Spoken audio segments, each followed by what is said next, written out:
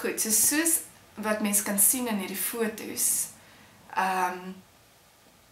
kan mens in sy liggaamstaal sien dat daar wel 'n indikasie is van 'n regressie. Ons kan dit sien in hierdie eerste foto waar ons sê, jy weet, al lyk hy redelik sterk, ek is confident, ek het interaksie met my regspan, is daar nog steeds amper hierdie kinderlike betrokkenheid van ek wil net gou ietsie sê. So hy leun oor, hy amper fluister met sy hande oor, jy weet, sit sy hand oor sy mond, so baie regressie na gedragspatrone van 'n jonger weergawe, van 'n kind in sy vormingsjare.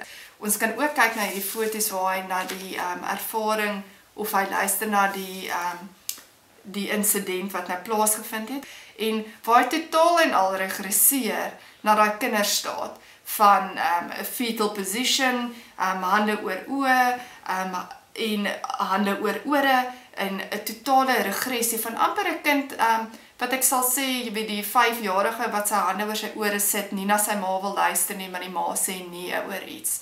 En hy is definitief vasgevang in daai ego-staat van funksionering in hierdie foto's, en dit is duidelik aan mens as mens hierdie foto's interpreteer. Ek dink, as mens kyk na Oscar se geskiedenis, is dit 'n geskiedenis in 'n normale konteks van 'n persoon wat baie trauma in sy lewe ervaar het. Hy het begin met trauma van hy is gebore en daar's siektes tussen sy bene word geamputeer toe hy, ek dink dit was 11 maande oud was. Dit, normaliteitsgewys, is groot trauma vir 'n klein baba, vir 'n familie, sy ma, sy pa, sy siblings. Dit is trauma vir haar hele gesinseenheid. Dan het ons nog 'n groot trauma in sy lewe. Sy ma is oorlede. Ek dink dit is in sy puberteitsjare, in sy tienerjare. So weer eens 'n groot trauma vir Oscar. En al hierdie traumas wat mense belewe, vorm hulle as individue.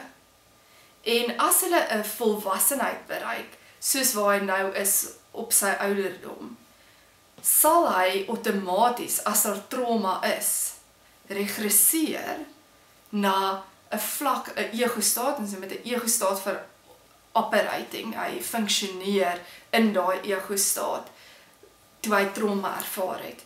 So, ons kan maklik sien, dat hy kinderlik, en mense die media verwys, dat hy soms 'n kinderlike projeksie het.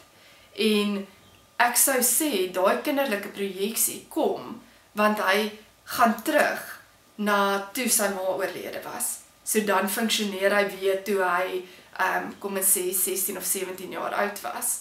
Dit is hoe hy sal funksioneer. So hoe hy goed hanteer nou, is in daai geregresseerde ego-staat. En partykeer kan hy tot regresseer na 'n punt van waar hy nog 'n baba was in sy vormingsjare, daai tipe trauma toe sy bene af is, geamputeer was, is dan funksioneer hy in daai ego-staat. En dit gee ons 'n baie komplekse individu, want dit beteken dat sy normale reaksie word gegrond in al hierdie traumas wat hy geervaar het in sy lewe.